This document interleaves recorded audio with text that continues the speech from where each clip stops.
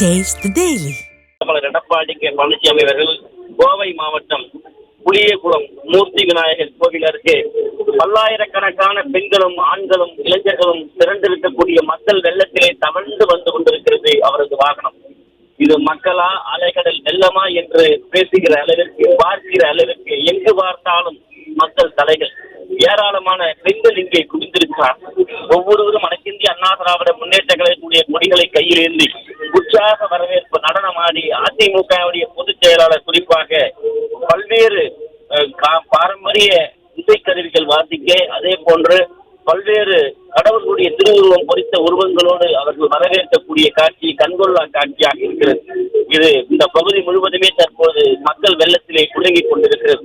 கோவை மாவட்டம் புளியகுளம் மூர்த்தி விநாயகர் கோவில் பகுதியிலே இருந்திருக்கக்கூடிய பல்லாயிரக்கணக்கான மக்கள் மத்தியிலே அனைத்திந்திய அண்ணா திராவிட முன்னேற்ற கழகத்துடைய பொதுச் செயலாளர் புரட்சி தமிழர் எடப்பாடி கே பழனிசாமி அவர்கள் இன்னும் சிறிது நேரத்திலே உரையாற்றப் போகிறார்.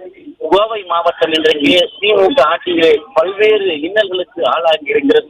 தொழில் நகரமான இந்த நகரம் இன்றைக்கு பல்வேறு தொழில்களை இழந்து தொழிற்சாலைகளை மூடி பல்லாயிரக்கணக்கான தொழிலாளர்கள் வேலை வாய்ப்பிற்காக காத்துக் கொண்டும் தங்களுடைய குடும்பங்கள் வாடகை கூட செலுத்த முடியாத சூழ்நிலையில் இருப்பதாக இன்றைக்கு தொழில்துறை கூட்டத்திலே கலந்து கொண்ட தொழில்துறையை சேர்ந்த பல்வேறு தொழில் நிறுவனங்களை சார்ந்த பிரமுகர்கள் அதிமுக பொதுச் செயலாளர் புரட்சி தமிழர் எடப்பாடி கே பழனிசாமியிடம் முன்வைத்தார்.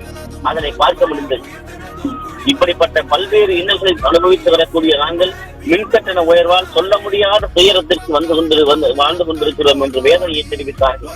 தலைவா தலைவா வாங்கல் தலைவா என்று பெண்கள் இங்கே உன்னதத்தோடு ஒவ்வொருவரும் உள்ளத்தில் இருந்து அந்த வார்த்தைகளால் அவர்கள் அழைக்கக்கூடிய அந்த காட்சிகளை நம்மால் பார்க்க முடிகிறது.